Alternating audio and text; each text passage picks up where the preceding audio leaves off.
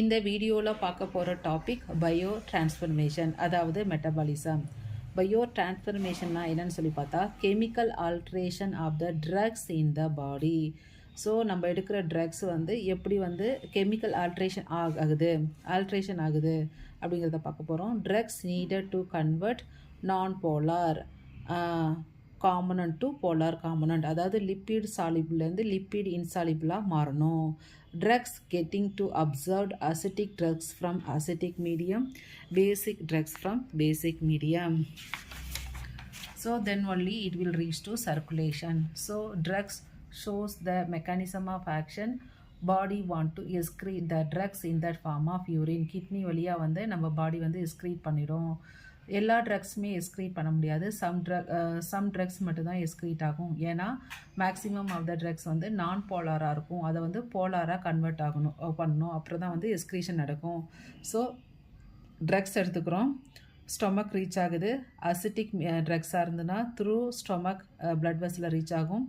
Alkaline மீடியமாக இருந்தால் through intestine reach ஆகும். அப்புறம் வந்து அது வந்து பர்டிகுலர் ஆர்கனுக்கு போயிட்டு அங்கே மெக்கானிசம் ஆஃப் ஆக்ஷன் பண்ணும். ஆக்ஷன் முடிஞ்சதுக்கப்புறம் வந்து த்ரூ பிளட் மூலமாக கிட்னிக்கு வந்து எஸ்க்ரீஷன் நடக்கும். ஆனால் வந்து எல்லா ட்ரக்ஸுமே வந்து எஸ்க்ரீட் ஆகாது. சம் ட்ரக்ஸ் வந்து நான் போலாராக இருக்கும். நம்ம கிட்னி வந்து இது போலார் ட்ரக்ஸை மட்டும்தான் வந்து எஸ்க்ரீட் பண்ணும். அப்போ வந்து இது என்ன பண்ணும், இது வந்து லிவரோட ஹெல்ப்புக்கு போகும். ஸோ இங்கே போயிட்டு இங்கே ஒரு என்சைம் ப்ரெசென்ட் ஆகிருக்கும். அந்த என்சைம் ஹெல்ப் மூலமாக நான் போலார்லேருந்து போலாராக கன்வெர்ட் ஆகிட்டு எகெயின் கிட்னி மூலமாக எஸ்க்ரீட் ஆகிரும். இந்த மெக்கானிசம் தான் வந்து biotransformation. So here drugs go to that liver. So இங்கே தான் ஹெப்படோசைட்ஸ் இருக்குது. அதில் வந்து சைட்டோக்ரோம் P450ங்கிற என்சைம் வந்து அதை வந்து கன்வெர்ட் பண்ணுது நான் போலார் டு போலார். ஸோ இங்கே தான் ஓகே, இங்கே லிவரில் தான் வந்து ஹைட்ரோஃபோபிக் டு ஹைட்ரோஃபிலிக்காக மாறுது. ஸோ இங்கே வந்து இதோட வந்து classification 2 main type of classification. இதை வந்து phase 1 or non synthetic or functionalization reaction சொல்லுவோம். ஃபேஸ் 2 வந்து சிந்தட்டிக் ஆர் கான்ஜுகேஷனல் ரியாக்ஷன் சொல்லுவோம். ஸோ இங்கே இதில் வந்து எப்படி ஆகுனா, நார்மலாக நான் போலாராக இருக்கிறப்ப வந்து அதோட தட் ஃபங்க்ஷனல் குரூப் இதெல்லாம் வந்து இன்ஆக்டிவ் ஃபார்மாக இருக்கும். இது வந்து with the help of that liver enzyme cytochrome 450 மூலமாக இது வந்து நவ் தட் ஃபங்க்ஷனல் குரூப் விசிபிளாக இருக்கும். So this one converted our liver convert parent drugs to more polar metabolised by introducing or exposing a functional group. இது வந்து functional குரூப்பை வந்து exposure பண்ணுது. அதாவது hydroxy group, amine group and thiol group, இந்த எல்லா குரூப்பையுமே வந்து இது வந்து எக்ஸ்ப்ரெஸ் பண்ணுறப்ப தான் இந்த நான் போலார்லேருந்து போலாராக கன்வெர்ட் ஆயிடுது. அனதர் மெத்தட் வந்து conjugated, okay, synthetic or conjugation. Drugs வந்து சம் எண்டோஜினஸ் சப்ஸ்டன்ஸ் கூட வந்து பைண்ட் ஆகிட்டு அதுக்கப்புறம் வந்து பைண்ட் ஆனதுக்கப்புறம் நான் போலார்லேருந்து போலாராக கன்வெர்ட் ஆகும். Phase 2 coupling between drugs and endogenous hydrophilic substance. என்னென்ன substance? Glucuronic acid, sulphuric acid to create more polar. Conjugation நடந்ததுக்கப்புறம் வந்து மோர் போலார் ஆயிரும். So this one now conjugation enhancing drugs hydrophilicity.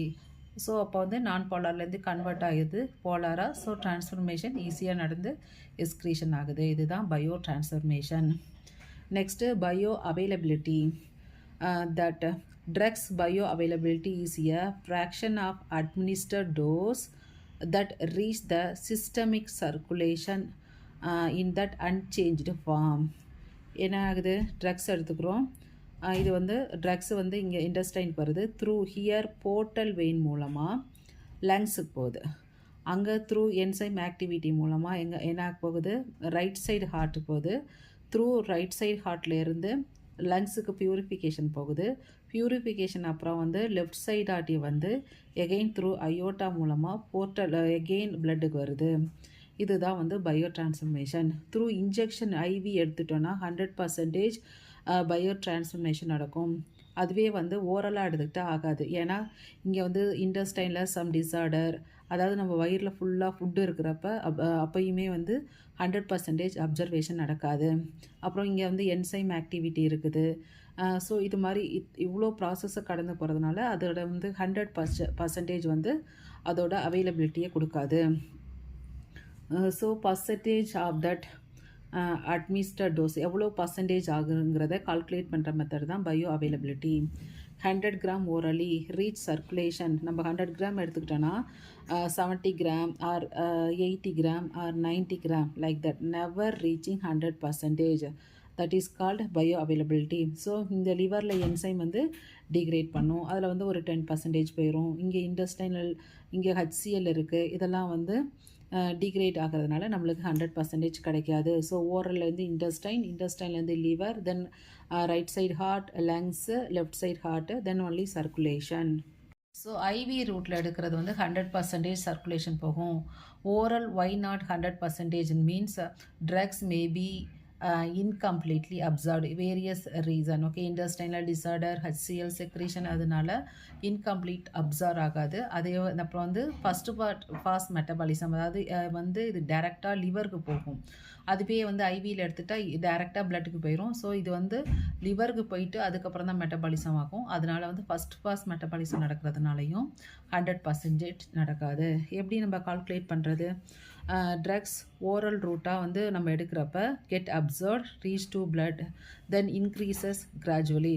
First hour, second hour, third hour, ஒரு maximum period of time வந்து getting absorbed. Then அப்போ வந்து plasma எடுத்து பார்க்குறப்ப ஒவ்வொரு ½ இன்டர்வலுக்கு வந்து பிளட் கலெக்ட் பண்ணி நம்ம வந்து செக் பண்ணோம். பிளாஸ்மா கான்சன்ட்ரேஷன் வந்து இன்க்ரீஸ் ஆகும். ஒன்ஸ் இட் அப்சர்வ்டு மேக்ஸிமம், ஒரு பர்டிகுலர் பீரியட் மேக்ஸிமம் ரீச் ஆனதுக்கப்புறம் அது என்ன ஆகும்னா excreted through urine. So concentration again fall, start ஆனதும் 0, எகெயின் எண்டும் வந்து 0. ஸோ இதை தான் ஏரியா ஆஃப் தட் கிராஃப், இந்த area of that graph look like triangle. So ட்ரையாங்கிளோட ஃபார்முலா என்ன? half into base into height. So under curve will give that value bioavailability. So இதில் வந்து இங்கே டைமிங், இந்த பிளாஸ்மா கான்சன்ட்ரேஷன் எப்படி இருக்குங்கிறத இந்த கிராஃபில் போடுறோம். இதுதான் AUC, area under curve between time and plasma. Area under curve எப்படி கால்குலேட் பண்ணுறது? இப்போ வந்து ஓரலாக எடுக்கிற ட்ரக்ஸ் வந்து first 2 patient A, patient B. Patient A வந்து ஓரலாக எடுத்துக்கிட்டாங்கன்னா அவங்களுக்கு வந்து 100% ரீச் ஆகாது, 60%, 70% லைக் தட். அதுவே வந்து ஐவியில் எடுத்துக்கிட்டாங்கன்னா அவங்களுக்கு வந்து 100% ரீச் ஆகும். இதுதான் ஏரியா அண்டர் கர்வ். ஸோ இந்த வீடியோவில் what is bio transformation and how that metabolism will occur, class 1 classification and class 2 classification. class 1ல வந்து functional group வந்து விசிபிளாக இருக்குது. class 2ல வந்து conjugation process நடக்குது. தென் பயோ அவைலபிலிட்டி, ஐவியில் எடுத்தால் டைரெக்டாக பிளட்டை ரீச் ஆகிறதுனால 100%, அதுவே வந்து இன்ஜெக்ஷனில் எடுத்தால் ஓரலாக எடுக்கிறப்ப 100% ஆகாது. ஏன்னா அது வந்து இண்டஸ்ட்ரைன் போகுது, லிவருக்கு போகுது. ஸோ எல்லா ப்ரைஸஸ்லேயும் கொஞ்சம் கொஞ்சம் குறையிறதுனால 100% நடக்காது.